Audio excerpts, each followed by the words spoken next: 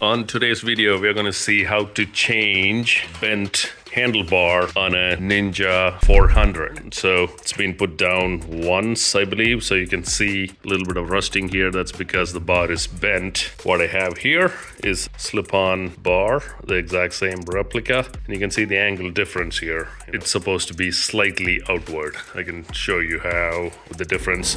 When you turn here, it doesn't touch the gas tank here on the left side. As you can see on the right side, it comes down and it hits right on the body, pinches your thigh.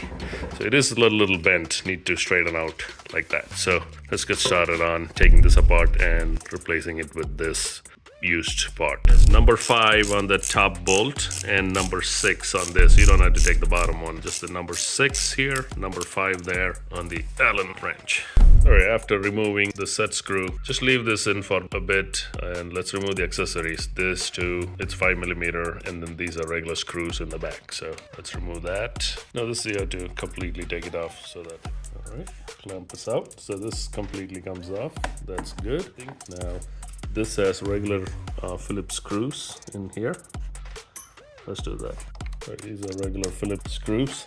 The only thing that need to be careful here is that the accelerator's cable comes through, wraps around here, so we need to put that back when we slide in the new handle. So we've got to remember how this thing was.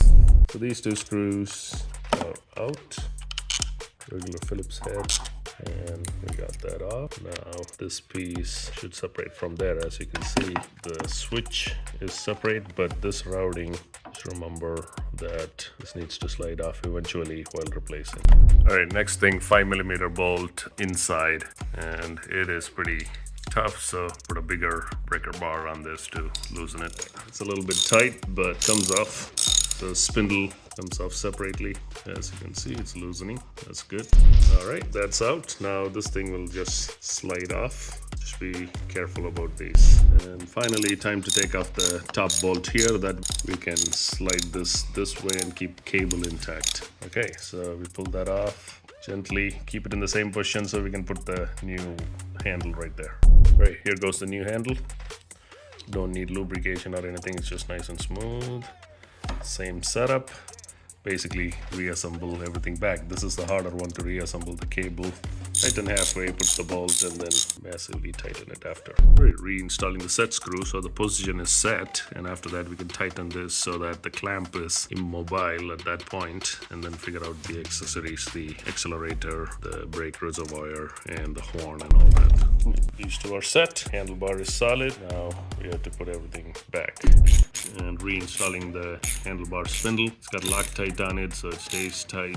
As in every YouTube video, we left out the good part and the hardest part to showcase, but inside here was those two cables. Make sure they are in the groove that goes down like this and comes back down. So you have to put that cable in the groove first and then snap them together to get this operational. The way you can tell if it's working is give a little squeeze on the accelerator, a little turn, it should revert back with full force. That wasn't happening when it was bent. Now it's happening. So that's good. 2 screws back in, this one and this one. So this is all set. Now all we have to do is put the brake reservoir back in place with those 2 5mm bolts and the clamp in place. All right, and that is it. Tighten these screws where your position is exactly where you want it to be, and that's how you would replace a slip-on handlebar. Even if you get an aftermarket one with the different angle where you're like more riding in a sporty mode, this is the same procedure. You would take this off and put a new slip-on in there and do these,